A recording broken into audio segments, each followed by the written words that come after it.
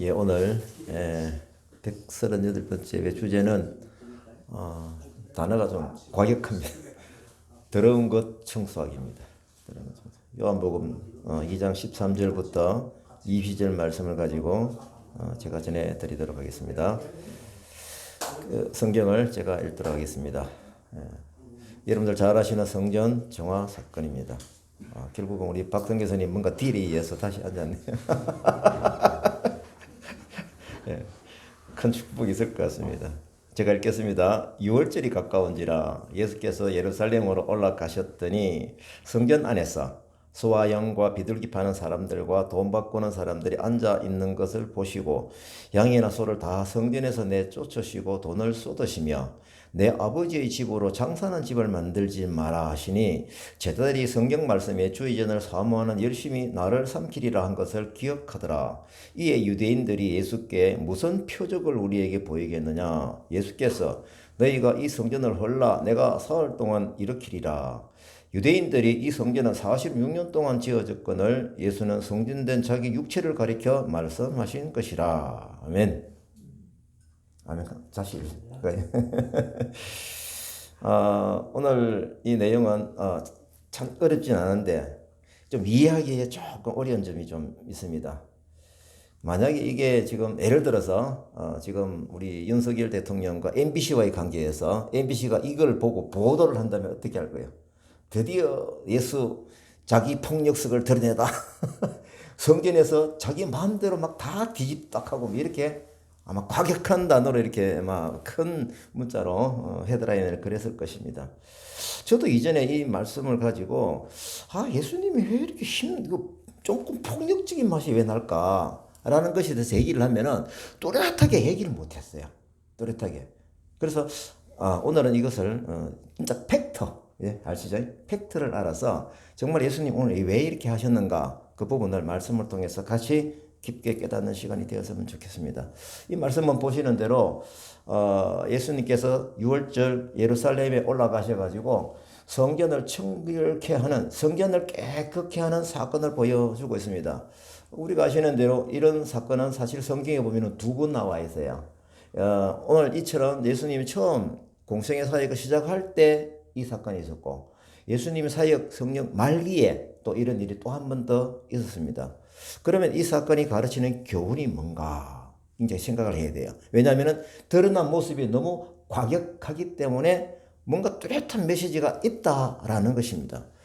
그것은 뭐냐 하면 하나님의 거룩한 것이 사람들로 말미암아 세속화되었을 때 그것을 그냥 두면 안 된다라고 하는 예수님께서 보여주시는 메시지이다라는 겁니다.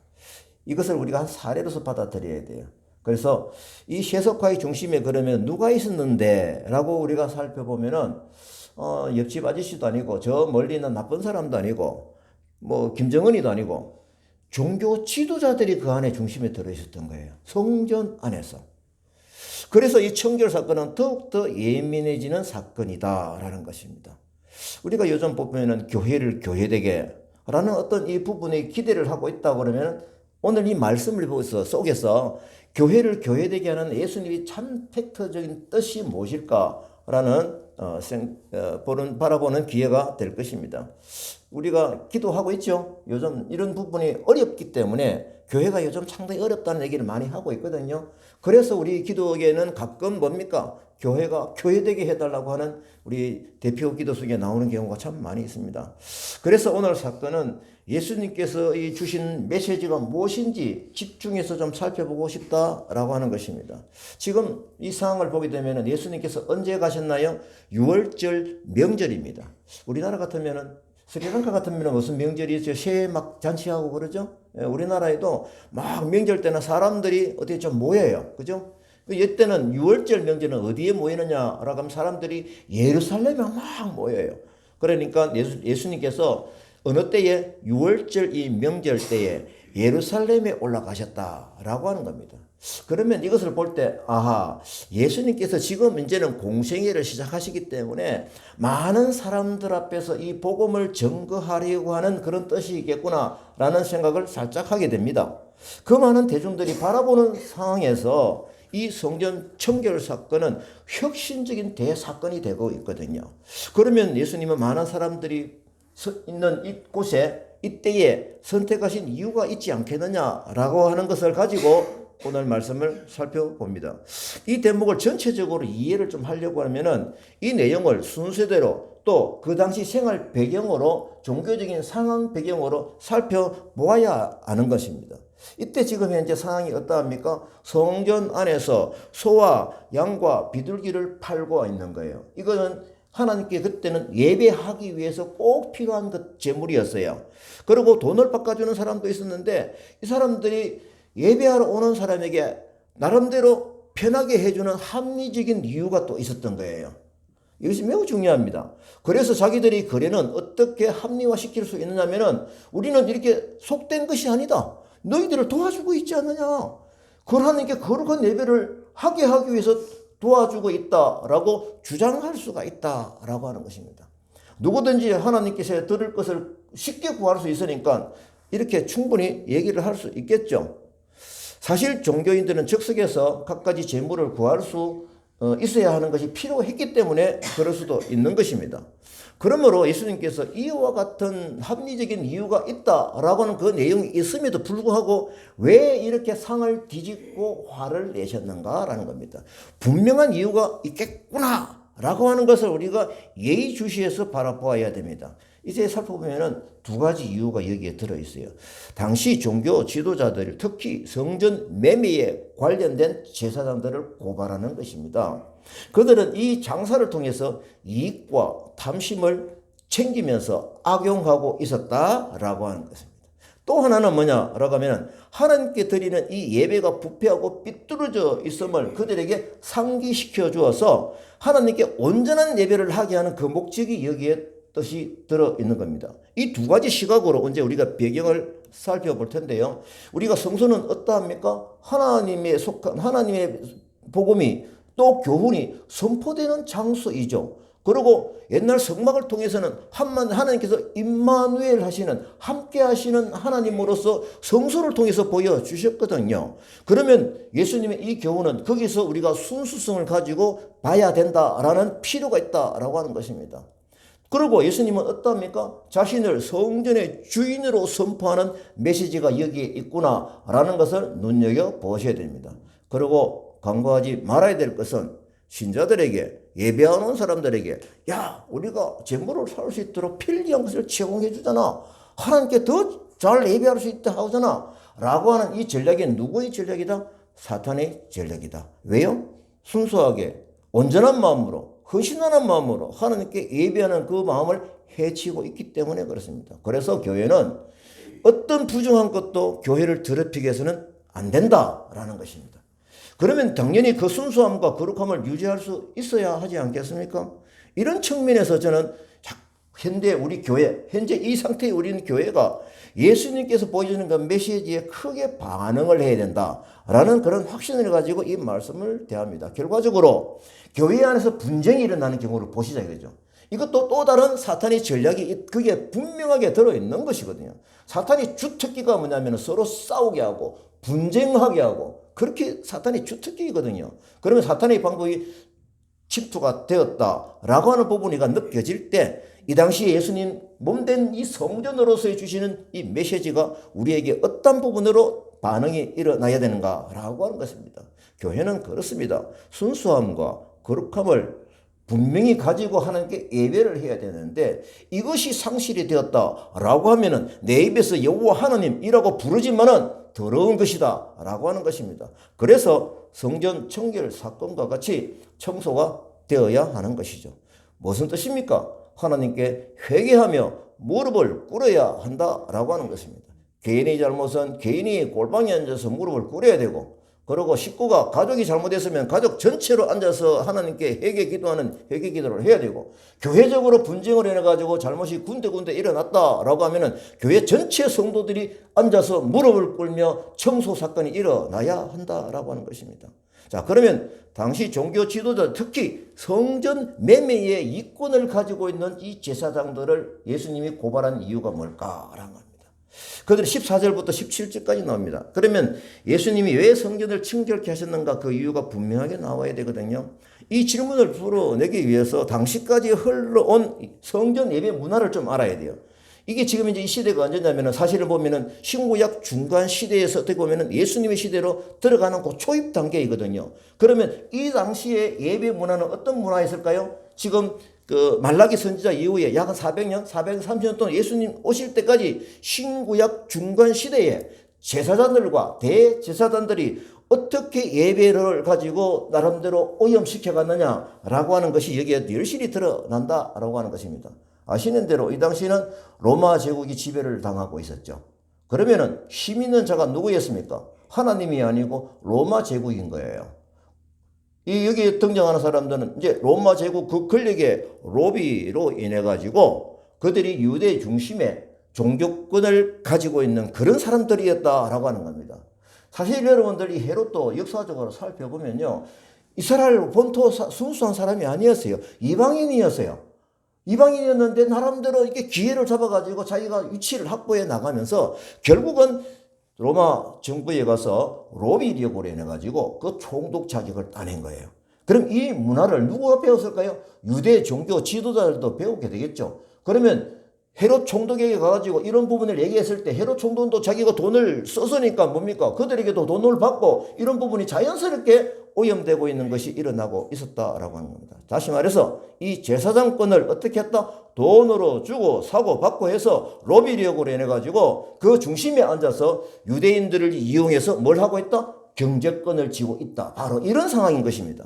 그래서 투자한 돈을 빼내기 위해서는 어떻습니까? 사람들에게 각각 자리값을 받아가면서 그 자리에 뭡니까? 편리를 제공한다는 그런 합리적인 이유를 내세우면서 오염된 이 성전 문화를 만들어가고 있었다라고 하는 것입니다. 청소되어야 될 부분이죠. 예루살렘 성전은 하나님의 통치하는 그런 자소인데 대제사장들이 이것을 돈을 벌고 있는 현장이 되었다. 엄청나게 거리가 멀어져 버린 것이죠. 그래서 이것을 전제로 해야 오늘 예수님의 성경 청결 사건 이것이 풀리는 거예요. 그러면 여기서 그렇구나. 예수님께서 제일 중요하게 생각한 것이 무엇입니까? 이 성전을 반듯하게 원래 목적대로 바로 서야 하는 것이 굉장히 중요한 것이죠. 우리가 역사적으로 아는 대로 이 성전 중에서 몇 번 있었거든요. 요시야가 성전을 수리하다가 뭘 발견했습니까? 율법책을 발견해서 읽어보니까 자기들이 지금 신앙생활을 잘못하고 있는 것을 크게 깨달은 거예요. 그래서 어떻게 했습니까? 그 말씀을 기준으로 해서 종교개혁을 일으켰던 것이거든요. 성전은 이런 의미가 있는 것입니다. 또한 솔로몬이 성전을 지을 때 그 모습을 한번 생각해 보시죠. 솔로몬이 성전을 짓고 성전사를 이 성전 뭡니까? 봉헌사를 하는 건 너무너무 감격적이에요. 그 중에서 핵심적인 내용이 뭔지 아세요? 하나님, 이곳 성전에서 기도하는 것 하나님 응답하여 주십시오. 그리고 포로로 잡혀가서 이곳을 보고 기도하는 사람들에게도 그 기도에 응답하여 주시옵소서. 우리 모든 백성이 어떠한 위치에 있든지 간에 이 성소를 향해서 하나님 통치가 되는 이 성소를 바라보며 기도할 때 기도에 응답하여 주옵소서. 그래서 다니엘이 자기가 그 적국에 바쳐서 생명이 위협함에도 불구하고 창문을 열고 성전을 향해서 기도한 그 배경이 거기에 들어있다라고 하는 것입니다. 성전이라고 하는 것은 하나님이 계신 곳의 상징인 것이죠. 그래서 뭡니까? 여기 앉아있는 우리들에게도 하나님이 함께 하신다는 그런 장소이거든요. 그것이 성전인 거예요. 그렇다고 볼 때 예루살렘 그때 이때 오염된 성전은 뭡니까? 이 순수함과 거룩함과 방법이 끊어졌다. 하나님의 통치가 없어져 버리는 것이죠. 하나님께 버림받은 상황으로 되어버리는 것입니다. 또 어떻습니까? 이 성전 역사를 볼 때 솔로몬 다음 성전이 스룹바벨 성전이라고 그러잖아요. 스룹바벨 성전은 아시는 대로 70년 만에 회복시켜 주어서 그 고국 땅에 가서 거기서 성전을 짓는 것이에요. 그러면 스룹바벨과 예수 이 지도자들이 백성들과 이걸 갖다 건축하기 위해서 기초공사를 하는 거예요. 얼마나 기뻤으면은 기초공사가 되어지는 그 터전에서 성전 건축 감사 예배를 드릴 때 그때 백성들은 기뻐가지고 찬양한 막 노래를 부르고 삼성을 저지르는데 종교 지도자는 이 깊은 뜻을 하는 거예요. 어떻게 했습니까? 통곡을 하는 거예요. 기뻐서. 이 70년 만에 회복시킨 하나님의 방법이 얼마나 감사한지. 그래서 어떤 때는 찬양 소리가 나오고 어떤 때는 통곡 소리가 나와가지고 도대체 이게 무슨 소리냐? 똑같이 하나님께 감격하는 회복이 거기에 선포된 것입니다. 뭐가 선포된 겁니까? 하나님의 방법이 선포된 것이고 하나님의 통치가 우리나라를 통해서 다시 흘러온다는 그 회복이 된 것이거든요. 그러면 이 예수님의 이 지금 성전 청결 사건 그런 의미가 여기에 들어있다라고 하는 것입니다. 유대 공동체로서 유대 공동체 예배 공동체인 유대인으로서 예수님은 우리의 왕이시다가 선포되어야 되는 이 장소인 것이에요. 그래서 성전 문화는 매우 중요하죠. 하나님께 보실 때 얼마나 중요하게 바라보실까? 이 통치 작소, 예배 성전. 그런데 이 성전을 지금 로마라고 하는 기득권 세력의 힘을 빌려서 돈을 주고 사고 팔아서 로비력으로 해가지고 그 제사장권을 사서 하는 이 부분이 엉망진창이 되어버린 것이죠. 그래서 이 성결 청결 사건은 이 배경을 보아야 예수님께서 무엇을 위해서 하셨구나 라는 것을 아는 것입니다. 또한 우리에게 편의를 제공해 주는 것이 무엇이 잘못이냐라고 해서 반론을 제기하는 사람들에게 분명히 이 메시지를 던져야 하는 것입니다. 성전 문화가 썩었다고 하는 것은 어떻게 보면 확대시켜 보면 그 사회가 썩어버리는 것입니다. 이 썩어버리는 사회에 하나님의 방법으로 온전하게 하는 소금 역할을 성도들이 해야 되는데 그게 썩어버리고 맛을 잃어버리면 어떻게 이 사회가 하나님의 통치가 이루어지는 그 나라를 기대하며 살아갈 수 있겠습니까?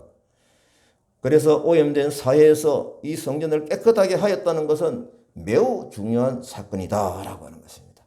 예수님은 제일 먼저 성전 청결 사건을 일으킨 그 이유인 것이죠. 또 다시 한번 그 이유를 살펴봅니다. 예수님은 왜 유월절을 선택하셨을까? 이제 느껴지시죠? 예수님은 왜 예루살렘을 선택하셨을까? 왜 예수님은 그 성전 그 중심에서 이것을 일으켰었을까? 선택하셨을까? 생각해보면 뚜렷한 이유가 느껴지고 있는 것입니다.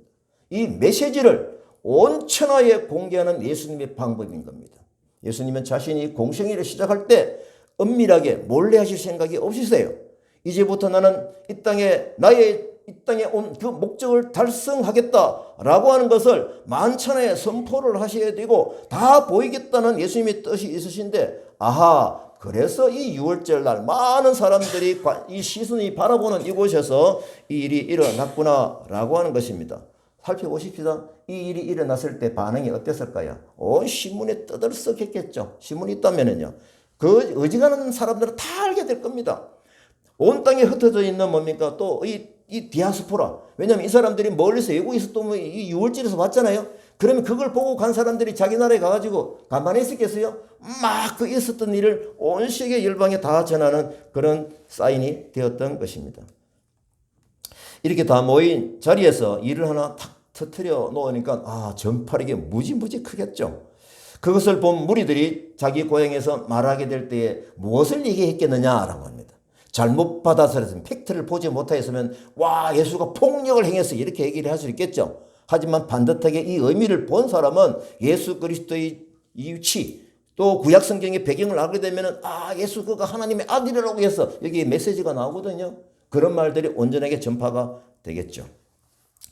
자, 이런 말들이 이렇게 퍼져나가는 상황을 우리가 생각해 보면서 우리가 상대적으로 볼 때 예수님은 이 지금 공생의 어떻게 보면 첫 시작 사역을 어떻게 합니까? 이런 사건을 터뜨리면서 빵빠리를 올리면서 뭡니까? 무슨 나팔입니까? 트럼펫 불면서 시작을 하는 이런 어떤 의미가 여기에 들어있는 것입니다. 지금 아까 말씀드린 대로 그때 당시 성전 문화는 구조적으로 오염이 되었던 구조적으로 어느 하나를 얘기하기가 힘들었어요. 예수님은 이렇게 된 성전을 너희가 강도의 구러를 만들었다라고 표현을 할 정도였던 것입니다. 이 사건 때문에 결과적으로 예수님은 수도 예루살렘 중심부에서 자신을 분명하게 드러내신 겁니다. 어떤 부분을 드러냈냐? 예수님은 누구신가? 이겁니다. 사실 우리가 아시는 대로 신약 성경의 가장 큰 주제가 뭐였습니까? 뭡니까? 예수님은 누구신가잖아요. 그럼 이 시작점을 예수님이 누구신가에 대한 사람들에게 질문을 던지는 것은 온전한 하나님의 방법이다라고 하는 겁니다. 자연스럽게 궁금하게 되겠죠. 쑥덕거리겠죠. 그래서 예수님 공생의 사역 내내 이 메시지는 선포되거든요. 그러면 결국 이 선포될 때 청결 사건이 일었던 그 이미지가 그대로 계속대로 반복이 되는 겁니다. 물론 대제사장 그룹과 유대인 그룹, 이 지도자들, 그 기득권자들의 반응은 또 저항은 계속적으로 있었던 것이죠. 똑같습니다. 자, 그 당시 이제 우리 백성들이 어떤 생각을 했을까 한번 생각을 해 보십시다. 백성들은 어떻게 바라보고 있었을까요? 뭐 좀 기자들이 볼 때 막 뭐 했겠죠. 근데 뭐 이게 뭡니까? 어렵지 않게 예상이 됩니다. 자, 백성들은 폭정을 늘 당해왔잖아요. 늘 속이 상해져 있는 거예요. 그래 하지만 뭡니까? 말을 할 수가 없어요. 말을 하면 뭐 그냥 자기가 피해를 당하니까. 그들은 대상은 누구입니까? 종교적으로는 대제사장이에요. 정치적으로는 또 로마 힘이 있는 거예요. 그 뒷배경에 어찌 말할 수 있겠습니까? 더럽고 치사해도 참고 참자라고 살아가는 그 백성들이 이것을 보았을 때, 야, 그 어느 시골 사람이 탁 나타나니 막 그냥 속이 시원해 뒤집어 버리고 내가 그때 저 사람들 막 우리를 힘들게 하던 사람들이잖아요. 통쾌하다는 이런 말을 또 할 수도 있었겠죠. 하지만 한편 어떤 생각을 했을까요? 근데야, 걱정돼. 저 사람이 어쩌자고 저런 일을 한 거지? 어쩌자고 저런 일을 한 거야? 잡혀가면 죽을 텐데. 이런 걱정도 동시에 했지 않겠느냐? 충분히 상상이 되죠. 참 아이러니하게도 이 메시지가 당시 제사장들에게는 어떻게 전해졌을까요? 정면 도전으로 보였습니다. 그렇죠? 대제사장 그룹의 중심에는 어떤 파가 있었습니까? 사도계파인 거예요. 이 사도계파도 보면요, 결국은 로비되기 위해서 그들 같은 게 중심에 들어있어가지고 힘을 과시하고 있었던 그 파거든요. 자, 그들은 어떻게 생각했을까요? 성전 청결 사건을 일으키는 예수님 보고 저놈 뭐야? 감히 우리에게 도전을 해? 이런 생각을 하게 되겠죠. 또 그중에 좀 어중간한 사람들도 좀 있어요. 보니까 바리새파 사람들입니다. 사실 바리새파 사람들은 백성들이 존경은 받고 있었어요. 하지만 큰 사두개파처럼 그런 큰 힘에 수억하지는 않았어요. 저 사람들이 미운 거예요. 하지만 편한 백성들은 또 아니에요. 나름대로 뭡니까? 백성들이 존경을 받고 있었으니까. 그러면 저 사람들이 볼 때 어떤 생각을 했겠느냐. 예수님이 이 사건을 일으켰을 때 성전을 저렇게 오염시키면 안 된다는 마음도 있었잖아요. 한편 속이 시원했을 겁니다. 자기들이 감히 못하는 일을 저 시골 양반이 하더니 누군가가 나타내주면 속이 시원하고 기분이 일단 좋았겠죠. 하지만 바리새파 사람들은 또 다른 생각이 들어옵니다. 복잡합니다. 어떨까요? 자신들을 따르던 민생들이 있잖아요. 존경받던 그 존경의 시선이 어디로 간다? 와, 저 시골 양반에게 가겠구나. 저 예수에게 가겠구나. 라고는 생각을 하면 마음이 좀 불편한 거야. 우리 편일까? 남의 편일까? 앞으로 열심히 쳐다봐야 되겠다. 어떻게 하나 살펴봐야 되겠다. 일단 지켜보자. 라고 하는 마음에 누가? 바리새파 사람들이 가지고 있는 상황이 되겠죠. 이젠 어떻게든 간에 이런 모습이든 저런 모습이든 백성들이든 바리새파 사람이든 사두개파 사람이든 또 로마 행정부의 사람이든 이 사건에 대해서 정말 전체 주제는 뭐였을까요? 과연 저 사람 누구지? 예수는 누구지? 도대체 누구야? 이런 여론이 전체적으로 퍼지게 되는 이런 사건이 되었다라고 하는 겁니다. 자, 이 와중에도 예수님이 하신 중요한 메시지를 놓치지 말아야 됩니다. 뭡니까? 내 아버지의 집으로 장사하는 집을 만들지 말라.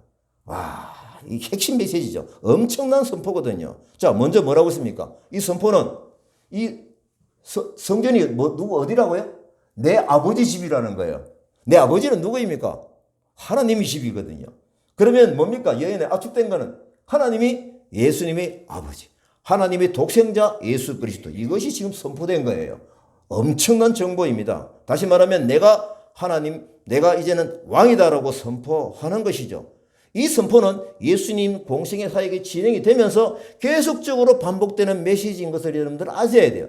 그래서 여기에 굉장히 중요한 메시지 시작이 빵빠리를 올렸구나 라고 하는 것이 성전 청결 사건에 들어있는 것입니다.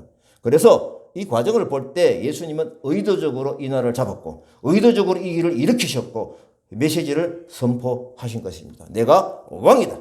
이것을 회복해야 된다. 이 메시지 때문에 그 이후로도 아까 말씀드렸는데 유대 지도자들은 계속 이 주제를 가지고 공격해왔고 이 주제 때문에 예수 그리스도 십자가에 못 박게 하는 그런 일들이 연결이 된 것이죠. 자, 내 아버지 집의 선포가 구약 성경의 배경이 있는지 우리가 확인을 해야 돼요. 그냥 툭 튀어놓은 말인가? 그렇지 않습니다. 예수님 시대의 성전은 어떤 성전이냐면 헤롯 성전이거든요. 헤롯 성전에서 지금 성전 청결 사건이 일어나는 거예요. 자, 그러면은 이 헤롯 성전은 어떻게 돼? 로마 황제도 아니고 헤롯 가문도 아니고 대제사장 그룹도 아니고 예수님이 이 일을 일으키시는데 이들이 어떻게 했습니까? 이 성전을 통해서 왕권, 주도권, 권리를 다 쥐고 이권은 개입, 금전, 이익을 챙기고 있는 상황 아닙니까? 그래서 이들에게 지금 하나님의 방법을 선포를 하는데 내 아버지 집을 어떻게 하라?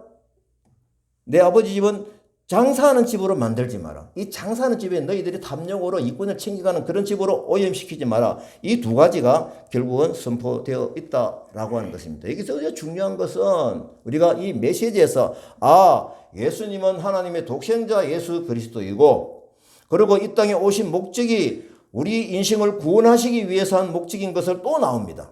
제가 우리가 예수 그리스도는 구세주 예수 그리스도 이걸 우리가 당연하게 얘기를 하고 선포를 하는데 제가 이 얘기를 준비를 하다가 지난 10일 날 월요일이죠. 저녁에 그 방글라데시 무슬림입니다. 계속 2년 동안 사귀면서 최근에 제가 그들에게 이제 예수님 그들이 우리하고 딱 다른 게 가장 큰 게 뭐냐면은 그들은 예수님을 선지자라고 했어요.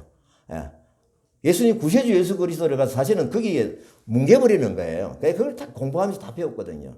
그래서 이 메시지를 줘야 되는데 늘 기다리고 있다가 제가 얼마 전부터 그 무슬림이 회심한 간증을 제가 길더라고요. 거기 핵심적인 내용이 들어있어요. 그래서 그걸 제가 한 10단계 쪼개가지고 방글라데시를 만들어가지고 지금 4명, 5명에게 계속 보내고 있는 중이거든요. 영적인 전쟁이 지금 일어나고 있는 중이에요. 그 중에 지금 이제 한 그룹이 압둘하고 누구지? 자이더. 이 친구 둘이가 보면 저는 굉장히 예민하게 쳐다보고 있거든요. 기도하면 쳐다보고 있습니다. 근데 월요일 저녁에 뭘 가지고 왔느냐 하면은 햄을 가져와서 햄 깡통을. 내한테 이제 선물로 준 거예요. 어디 해서 해가지고. 야, 어떻게 너희들이 햄을 들고 와? 알고 보니까 애들이 햄을 선물로 받았는데 자기들이 먹을 수 없는 거예요. 이걸 어떻게 하지? 우리 최인기 선생님이 갖다 주자. 그래서 전화해가지고 거기서 찾아온 거예요. 그래서 지금 어떻게 보면 제가 하나님 오늘이 기회입니까? 제가 이 친구들을 앉혀놔놓고 오늘 저희한테 도움을 줬기 때문에 기분 좋잖아요. 그래서 내가 이제 얘기 좀 하자. 제가 한 30분 동안 그들하고 얘기를 했습니다. 30분 동안. 너희들이 믿고 있는 거 결론적으로 잘못 배운 거야. 내가 이제 여기까지 선포한 거예요. 너희들이 선지자라고 있지? 한번 생각해봐. 무슬림 교육에서는 제가 이제 한번 얘기하려고 하는데 원죄를 무시해요. 원죄를 인정하지 않아요. 그러니까 예수님 구세주 예수를 인정하지 않아야 돼요. 그러면 그들은 결국 십자가에 달린 예수가 아니고 가룟 유다를 알라가 보내가지고 대신 죽게 했다는 거예요. 그러니까 예수님 십자가 죽었지도 않았고 부활도 없다. 예수님은 그냥 선지자다. 이렇게 하는 거예요. 제가 그 친구들에게 이 얘기를 했어요. 진리는 이거 아니면 저거야. 진짜 가짜 둘 중에 하나야. 중간이 없어. 맞지? 근데 예수님이 본인께서 예수님이 나는 십자가에 내려서 죽고 사흘 만에 부활한다라고 예수님이 자신 입으로 얘기를 했어. 그리고 부활하시고 나서도 예수님 나타나가지고 그 얘기를 다 했어. 그러면 이게 거짓말이면은 예수님은 거짓말쟁이야. 그리고 이 사실대로 말씀하신 데 일어났다고 그러면 너희들은 잘못하고 있는 거야. 구세주 예수 그리스도인 거야. 이것까지 이제 얘기를 다 한 거예요. 그래서 이것 아니면 저거인데 너희들이 선지자 예수 그리스도 꾸란에 보면 예수님에 대해서 좋게 얘기하고 있거든요. 그 배경 배우라고 그래요. 우리 믿는 사람 성경을 배우라고 그래요. 자, 예수님은 사기꾼 아니면은 진짜 하나님의 선지자 너희들이 생각하고 있는 거 중간에 있을 수가 없어. 생각을 해보라고. 그래서 그들은 어떤 논리로 가느냐면 마음메시 선지자인 거예요. 예수님도 똑같이 선지자인데 중요한 거는 마음메시 예수님보다 더 위대한 선지자. 이게 그들이 가진 결론입니다. 이게 핵심적이거든요. 이 부분에 대해서 우리가 알아야 제가 그날 이 무슬림에 대한 역사적인 배경 아는 대로 쭉 얘기하면 자기들 놀래고요. 내가 너희들 때문에 공부를 했어. 그래서 일단 이런 부분이 계속적으로 선포되고 있는 배경에 다 오늘 이 진리가 선포되어야 되는 그 필요가 있다. 다시 말하면 성경 청결 사건은 우리 현재 삶 중에서도 그들과 만나면서 일어나야 될 그런 행동이고 기회를 봐야 되겠죠. 지금 여기 우리 사만다하고 친구 또 삼나 이 참장 앉아 있는데 이 내 마음에 잘못 알려진 하나님의 방법이 아닌 이 사실을 어떻게 보면 그게 오염되어 있는 게 이것을 하나님의 방법으로 씻어내야 되는 거예요. 회개에 돌아서야 돼요. 진리는 맞냐 틀리냐 둘 중에 하나입니다. 그래서 어쨌든 거나 예수님에 대한 소문은 뭡니까? 누구에게는 매우 긍정적으로 또 누구에게는 매우 부정적으로 또 누구에게는 갈팡질팡 그 중간 입장에 이렇게 생각하는 계기가 되었다라고 하는 것입니다. 그래서 이제 그 다음 행보를 계속적으로 쳐다보는 그런 기회가 됐겠죠. 이제 우리가 말씀하신 거 예수님께서 이 와중에서도 본인 당신이 그리스도이심을 선포하는 내용이 여기 들어있어요. 보십시다. 2장 18절 19절입니다. 이게 유대인들이 예수께 말하기를 너가 이런 일을 행하니 무슨 표적을 우리에게 보이겠느냐. 19절 읽어보십시다. 시작. 예수께서 대답하여 이르시되 너희가 이 성전을 헐라 내가 사흘 동안에 일으키리라. 굉장히 중요한 내용이 선포되죠. 이 와중에 핵심 내용이죠. 유대인들은 자기 입장에서 보게 되면 너무나 어이가 없는 일을 당하면서 무슨 표적 때문에 네가 이런 짓을 하는데 이거예요 지금요. 예수님이 하신 말씀 다시 한번 제가 읽습니다. 너희가 이 성전을 헐라 내가 사흘 동안에 일으키시라. 이게 핵심 진리 아닙니까?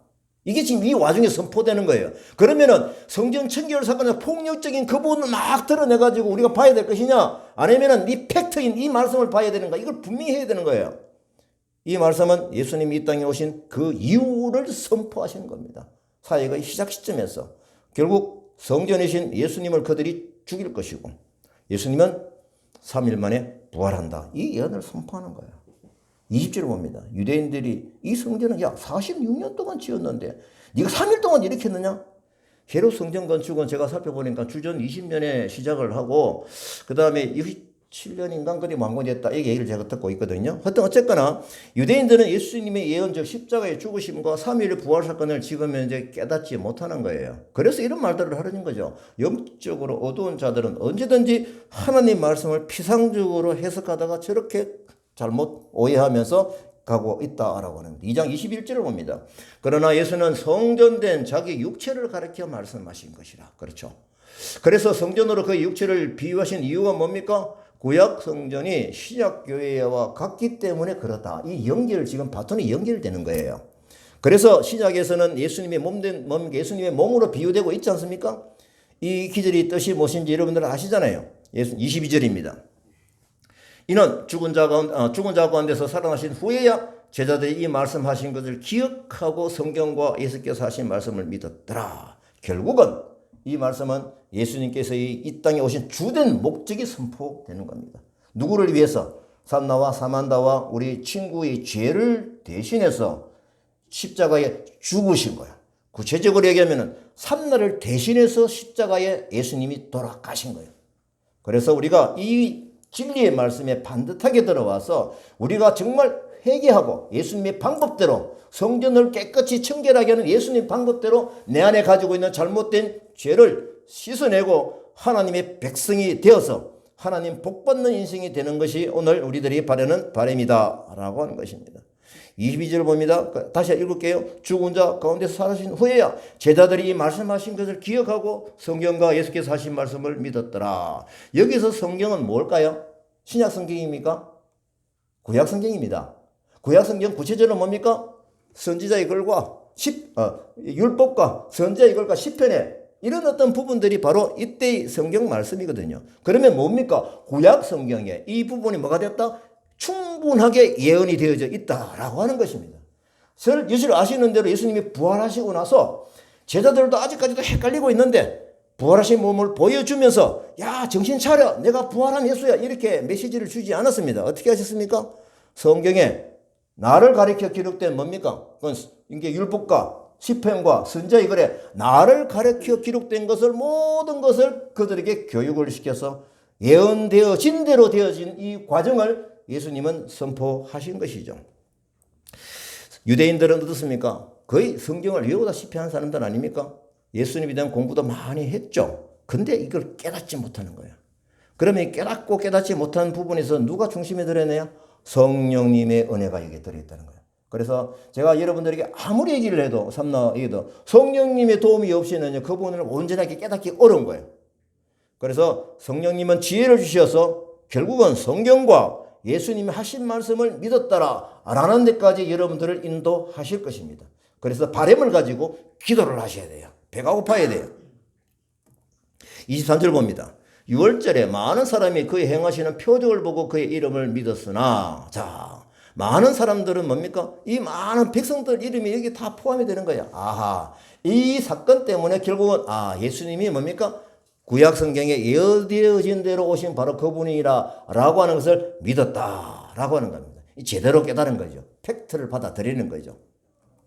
24절 25절 봅니다. 예수는 그의 몸을 그들에게 의탁하지 아니하셨으니 이는 또 사람에 대하여 누구의 증언도 받으실 필요가 없었으니 사람 속에 있는 것을 아셨습니다. 여기서 볼 때 예수님은 우리의 마음을 다 들여다보고 계십니다. 사만다의 마음, 친구의 마음, 삼나의 마음을 다 들여다보고 계시는 것이 이래요. 그리고 또한 예수님은 우리 인간을 의지하지 않으십니다. 이것을 어떻게 우리가 적용해야 되는가라고 하는 것, 예수님이 칭찬하신 것 따라가야 되고요. 주신 메시지 따라가야 되고, 그리고 이 반면 교사로서 우리가 버려야 될 부분들을 우리가 반듯하게 말씀으로 받아야 됩니다. 제가 이 말씀을 이제 정리하면서 제가 이 상황을 볼 때 이 한국교회의 걱정과 위기 부분이 같이 내 마음속에서 막 일어나는 거예요. 어떻게 보면은 성전 청결 사건이 일어나는 그 배경 원인이 아직도 여기에 교회에 있다라고 하는 것을 제가 숨길 수가 없습니다. 그럼 그 원인이 뭘까 제가 생각을 해볼 때 대체적으로 한국교회의 이기로 대체적으로 인정하는 것이 있습니다. 오늘 컬러가 같아요. 청소를 해야 될 그 더러운 부분들이 교회 안에서 많이 있습니다. 생각해 보면은 이 부정적인 요소가 뭐였습니까? 권력 아니 하나님이 주신 그 권세를 어떻게 사용하나요? 이걸 자기의 힘으로 사용을 하는 경우가 많이 있죠. 그러다 보니까 이 재정적인 교회 재정의 쓰임도 순수함이 많이 사라진 것을 우리가 볼 수가 있는 겁니다. 그래서 오늘 판을 뒤집으신 예수님의 표적을 깊이 생각하면서 이날 이때에 한국교회에도 필요한 것을 알고 이 메시지를 가지고 우리는 기도하는 자세가 된다라고 하면은 이 말씀이 내게 은혜가 될 것입니다. 제가 이 표적을 바라보면서 이 매일 한국교회에서 기도하는 것이 좀 있거든요. 그 기도를 우리 같이 한번 제가 보여드리면서 기도하고 말씀을 마치도록 하겠습니다. 다 같이 기도하겠습니다. 하나님, 한국 교회 안에 악의 세력이 무너지고 성령으로 하나 되게 하옵소서. 각 교단 교회마다 성령과 하나 되어 진리가 회복되고 진리로 예수 제자 양성 훈련이 이루어지게 하옵소서. 한국의 목회자들이 예수를 위해 구원 없다는 것에는 결코 타협하지 않는 신앙을 지킬 수 있게 하옵소서. 이 민족 모든 교회와 나를 위해 주의 정돌이 먼저 회개하며 밤낮으로 부르짖으며 깨어 기도하는 강력한 기도의 불을 부어주소서. 한국교회의 안일한 세속주의와 물질만능주의, 성공주의, 교권주의, 인본주의, 큰 교회 기업화와 음란의 영을 파쇄하여 주옵소서. 무너진 곳을 막아설 수 있는 거룩한 신부를 일으키시어 모세의 기도와 같은 중부적 기도를 통해 이스라엘을 멸하시고자 하나님의 계획을 바꾸신 것처럼 신부들의 기도가 아버지 마음을 움직여 심판을 축복으로 바꾸어지게 하소서. 예수님의 이름으로 기도합니다. 아멘. 자, 코로나 위협이 계속 지속되고 있습니다.